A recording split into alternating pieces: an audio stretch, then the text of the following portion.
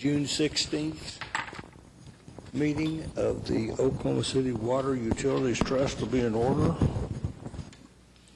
And the first item on the agenda is the approval of the minutes from the June 2nd meeting. Move approval.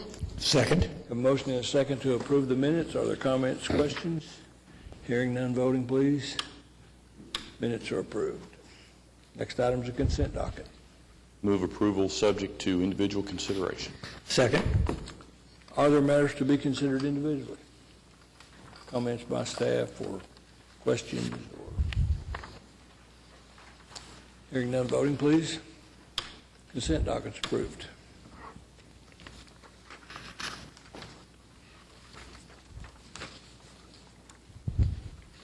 Next item is a concurrence docket. Item 4A is amendment to a contract of Northwest Fifth and Ann Arbor. Move approval subject to individual consideration. Second. Have a motion and a second to approve item 4A. Actually, we can do these all at once, can't we? Was that your motion? Okay. Have a motion and a second to approve the concurrence docket. Voting, please. Concurrence docket's approved. Next is emergency and we don't have enough votes to approve that, so we'll need a Will motion. we defer that to the next press meeting? Have a second? Second. Motion and a second to refer this matter to the next meeting. So done. Items for individual consideration. Presentation on incident investigation. Mr. Chairman, we're working on a continuous improvement process for keeping our workers safe, sending them home without injury.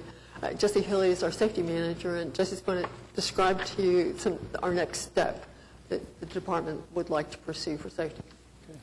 Good afternoon, Chairman and Trustees. Thank you for the opportunity. I want to give you a brief overview for the need for the solicitation of an accident investigation improvements.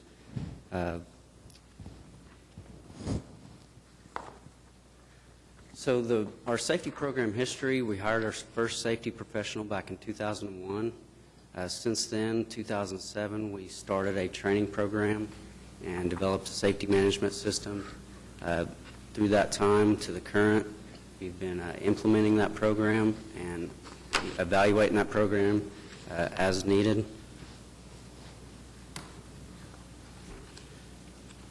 Our injury incident rate, the history, back in 2007, our incident rate was 20.58%. 7 years later, in 2014, we currently have an incident rate of 9.27, which is equivalent to a 54% reduction in 7 years. So our LFR goal is to lower that rate to 8% by 2020. The national It's 8% of what? What's the measurement against? It's how many injuries we're having in comparing the total hours worked. So, Okay. So in a nutshell, it's how many full-time employees per 100 that are going home with injuries. Okay.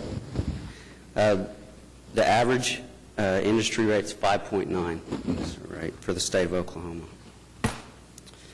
So the planned work for an independent expert would be to evaluate our workplace, what's actually happening, what type of injuries we're having, take a closer look at that. Second would be to recommend revisions to our current processes and procedures. The third part of that would be to train our employees to be able to perform root cause analysis investigations. And lastly, recommend long-term program improvements. So we have a good investigation process in our department. Be happy to answer any questions. So we're making progress. We feel as though we're hit a next plateau, and we need some help to take us further down in our injury rate. So what do we think the cost will be for this? Until we get the proposals, I'm not really sure about the cost. We anticipate about $350,000. Okay.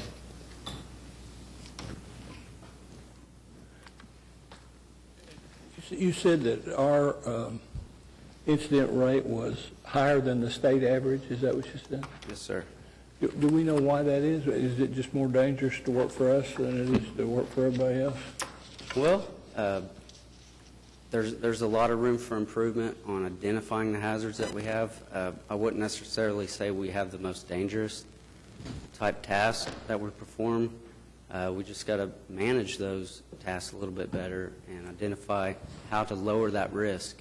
And once we have a better investigation process, we can uncover those rocks that we need to uncover to provide solutions to the divisions to make good decisions and provide resources to lower that injury rate. Give me the range of what you would consider an incident. I mean, all the way from somebody dying to what's on the other end. When we say incident, a best practice, according to OSHA, incident would be a vehicle accident, an injury, property damage. So when we say incident, that's what we're describing. In this case, and the trend that we have in the presentation is an injury rate. We're just talking about injuries in that. It can be a turned ankle. It can be something that doesn't necessarily do more than... Would it be something, would it always be something that costs time? Always be something that somebody would take? Those are the things we're focused on. Look at the Hyatt. Right, those lost time cases, those are the Would that be the common denominator, that all of them create a loss of time? In this, we lump all the injuries together, but we could provide you a chart to show you just the lost time cases. So I think the question goes to, as we're requesting permission in the second part of the agenda item to advertise for professional services. We haven't hired these professional services before, so we don't have a detailed estimate, an hourly cost, for example, and want to get into that detail once we get proposals. However, yes, we focus on the things that are the most damaging, both they hurt the employee the most and are likely to have cost us the most money in injury benefits to the employee medical expenses and lost time. I'm not trying to be difficult, but it just seems that question would be easier to answer than that. Are they all injuries to people, and do they all cost time away from the job? They're all injuries to people. They all cost some level of time away from the job, but there's a definition of lost time that includes a certain number of hours. So there are some minimal things that don't cost, that don't raise to the level of a lost time accident. Yeah, but I've gone too far into the weeds, and I apologize. Those are not the things we'll concentrate on. We'll concentrate on the things that are pervasive in the organization, which are things like slips, trips, and falls, to help look for those root causes first, because most of our accidents are slips, trips, and falls, for example. When we say that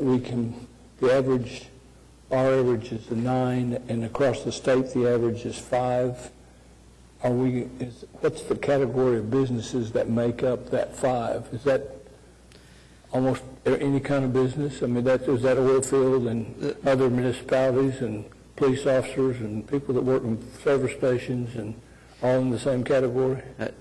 Actually, the state of Oklahoma, for local government and public employees, they lump all job classifications so local together. Government number. But I do have the specific numbers for our classification. Sewage is 8%. For the water side, it's 8.9%, and for solid waste collection, it's 10.1%. So that's the breakdown. Our breakdown, or the breakdown across the state? That's the state average for those classifications. Okay. It's interesting to note that it looks like on the chart here, our utility customer service has got the highest incident rate. I mean, at least the way I'm reading this.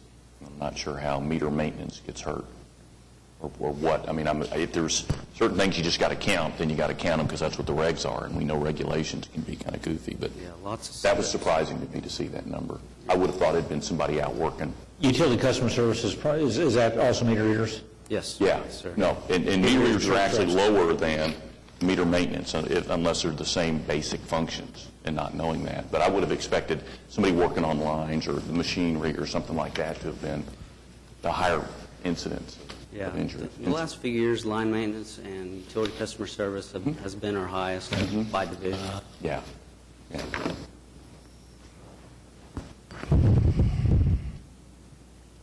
Okay, thank you. Thank you. Next item, Do we have a motion and a oh second? yeah, on that? actually, well, I think this is just a presentation. Receive request, okay, it has an RFP.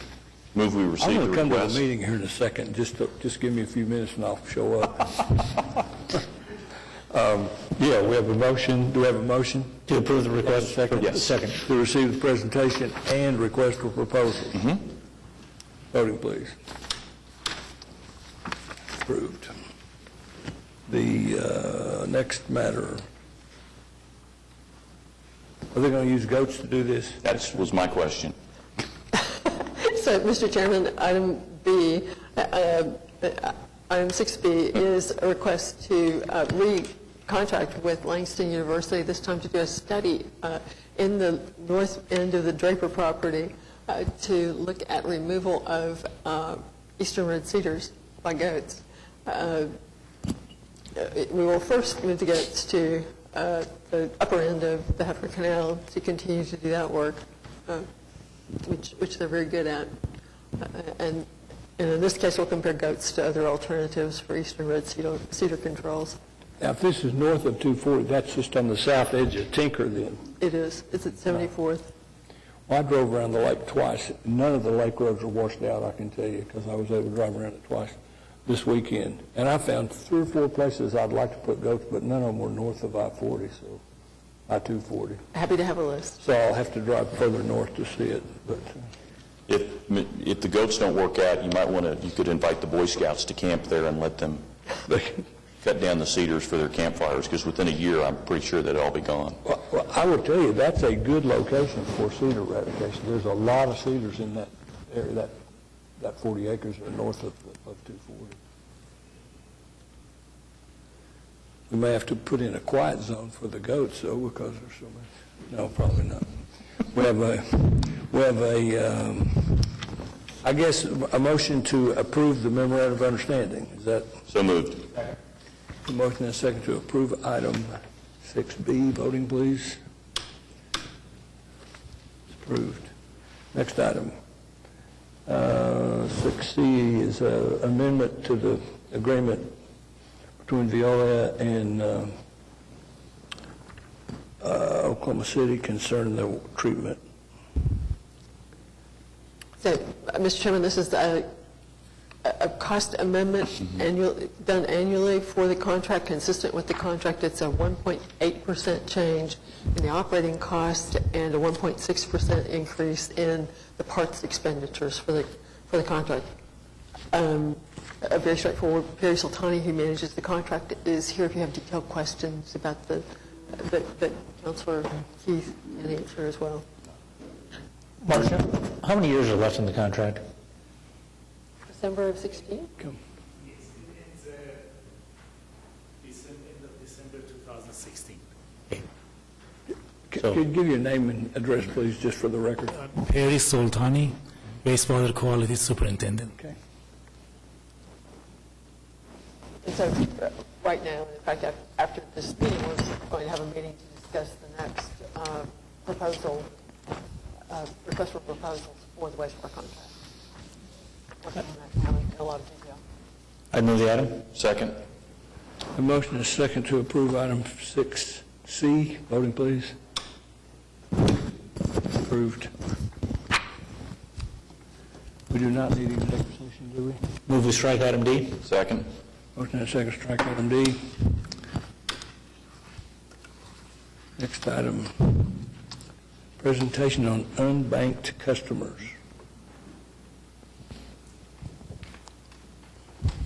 Alan McDonald, our customer services superintendent, is with us this afternoon to introduce a possible change in how we do business. Good afternoon. Unbanked customer proposal. In this presentation, I want to show you how we our unbanked customers are treated differently than any other customer class we have.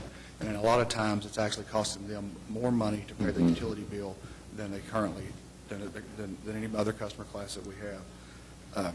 And then with this, I'm going to show you a solution how to rectify that situation, and also how we could possibly have some cost savings in doing so.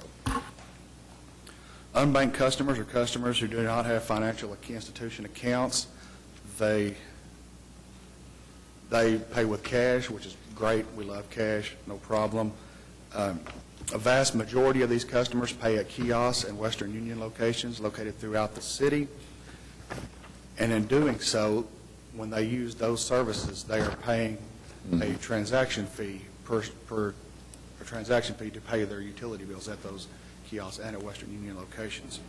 And they use those facilities, frankly, because they're more convenient, and it's challenging to get down here to the downtown area and to the walk-in to pay their bill. The city currently has 2 agreements with 2 providers, U.S. Payments for our kiosks and Western Union to take payments. That works really well. We've had those in place for a while now. They conform to our data set, so it's processed effectively and efficiently. Everything goes through clean. It's really nice, really good setup. However, the customers who utilize those services are paying a $1.50 transaction fee. And none of the rest of our customer classes, whether they're paying via the web, mobile application, IVR, or mailing their payments, do not have to pay any type of transaction fee. They just pay their bill and go on. Does the IVR require a bank account? It's a credit card. Credit card, okay. The kiosk machines in Western Union locations are throughout the metro area. They're everywhere, basically. Many locations are open 24/7. So if you work a swing shift and don't get off work till 1 or 2 o'clock in the morning and you realize you need to pay your utility bill, you can stop by one of these locations that are open 24/7, pay your bill, get something to drink, go on about your business. It's easy, convenient. You don't have to pay for parking, and we're certainly not open at 1 or 2 in the morning, but so it's a lot easier for the customer that way. Like I said before, they're currently open longer than we are at the walk-in center.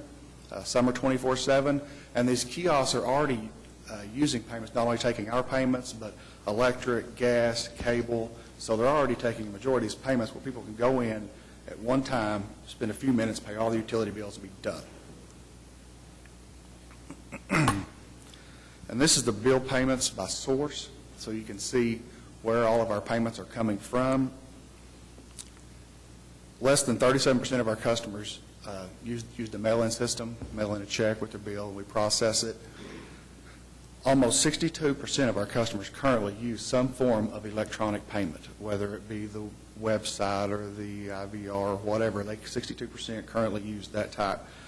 1.3, or roughly 2,000 customers a month, come to the walk-in. And in coming to the walk-in, we were staffed, it just keeps declining.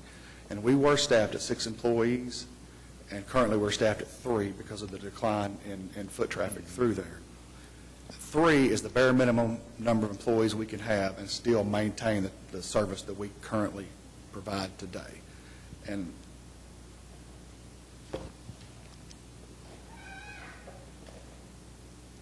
this table will show you that our unbanked customers currently use the kiosk, and 97% of them pay with cash. 90% of all of our cash payments are received at the kiosks and Western Union locations, based on the data we get from them. 10% of all cash payments are received at the walk-in center at 420. And I won't say a majority, but a considerable amount of the walk-in customers that we have at the 420 location are city employees who pay their bill on their way to work or leaving or whatever. There's a lot of city employees that pay their bills that way.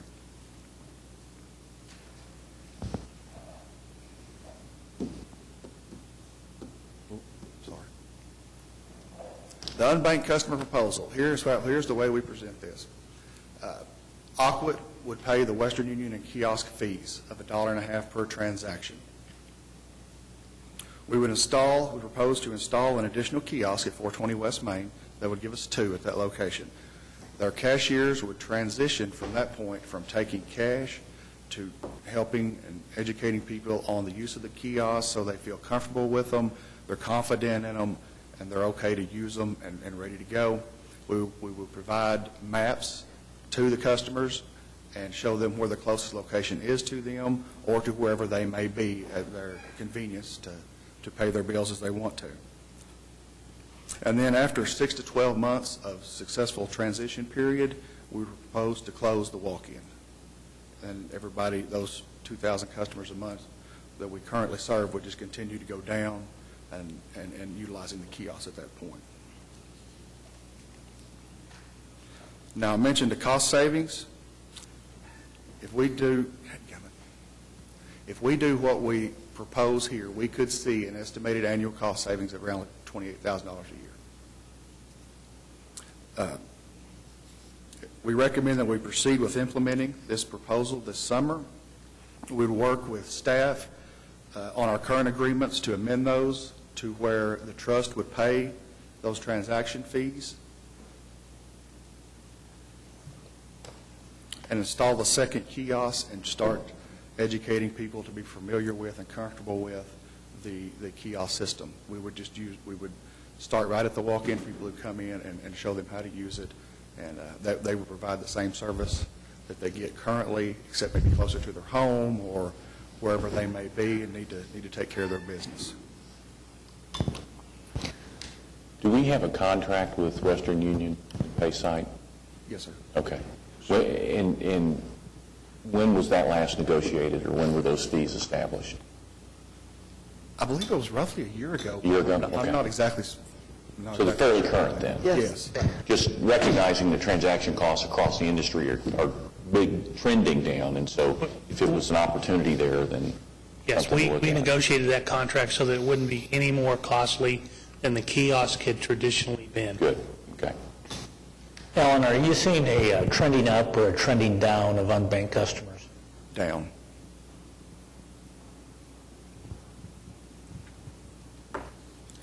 So an unbanked customer, so if I were an employee of an organization who paid me on a debit card, for example, that person's no longer unbanked. Is that right? You plug in your debit card, you'd show up as someone having access to electronic payments. Yes, they would be having electronic payment. And if they get a debit card and they don't have a bank account per se, all they have to do is call into the IVR, give us the card, give the IVR the card number, make their payment just like that. And there are no fees associated with that transaction? Whatsoever. Good. One of the things that goes with that is that if we start paying the $1.50 transaction fee at the kiosk in Western Union, then these customers that we just spoke of could use their debit card at the kiosk to pay. We cannot take credit cards at the kiosk right now because we have a fixed charge per transaction agreement with Visa, MasterCard, and Discover. Okay. We cannot charge a convenience fee, and the people that take it cannot. If we pay those fees, then we can start letting those customers use their debit card or credit card at the kiosk. Okay. So the implementation time frame is that we update our agreements with Western Union and U.S. Payments, educate the customers, like I said before, show them where they can pay these bills more convenient to their home without coming down here. We propose to report back to Aquid after the transition and close the first floor shortly after. And this would start this month, next month, tomorrow? First thing we would have to do is amend the current agreements, so, Okay. and then we'd bring those back to you for your Okay. review and approval. Okay, thank you. Any other questions? No, sir. Thank you. The next item is preliminary information regarding the May floods, May rain. So, Mr. Chairman, we just have a couple of additional reports, and I want to just hit those quickly for you. We've given you a summary of where we've seen some damage that we're investigating. We've started working with FEMA through the process of recovery. Mr. Samandi has asked Johnson & Associates to work with us on a design for protecting the large sewer that we have along the North Canadian that's suffered from erosion. So we're moving forward. Lake Atucket is still full and overflowing and has been gaining water in the last 24 hours. It's about 0.8 of a foot over the spillway. We're expecting, I'm sure you all know, quite a deluge of rain in the next couple of days, and particularly in southeastern Oklahoma. So I'm not sure when we'll be able to fully understand how Lake Atucket, what Lake Atucket's discharge looks like. We're not terribly concerned, but we would like to get a look at it to make certain we've covered all of our damages. It's been a really interesting year. Moving on to the status report, you'll notice that meter sales are below last year, and that is, we hate that, but I would have to say meter sales last month dipped, frankly, because construction was really damaged by rainfall. Second, all the lakes except Canton are full to over, in addition to the southeast lakes, the local lakes are completely full. We are not pumping on we're not pumping through the Atucket pipeline at this time. Lake Draper remains over full. We're okay for a while, but we're proceeding again very quickly with design of a project that will help us repair the support that we lost on the South Canadian River crossing of the Atucket pipeline. Have a lot going on, expecting a little more going on after the rains, but it falls within all normal bounds for us at this point. Are the Canton levels what we would have expected to see, or do we continue to be a little surprised at the slow rate of recharging? Right. It has much improved. It has been slow. My goodness. So what we found out is the Corps of Engineers is making repairs to the spillway at Canton. They're changing the design for the spillway. As a part of that, the contractor has constructed a road that blocks the flow of water to the gauge that we all depend on. Okay. Actually, they installed a 24-inch pipe to get the water to the gauge, but it gets plugged with storm debris, as happens every time you have a big rain. Right. So today we're at 5 feet down, which is thrilling. That's Yeah. up like 7 feet Yeah. from a couple of months ago. Really good. Recreation should not be impacted at this point. We don't have to worry about the health of the lake ecosystem. This is all very good. It is possible we have gotten more flow into Canton that's just not registering Right. yet. Okay. So we'll give you a final update, I think, about what happens. We're not expecting much rain up there. I think the forecast is less than an inch Right. over the next week.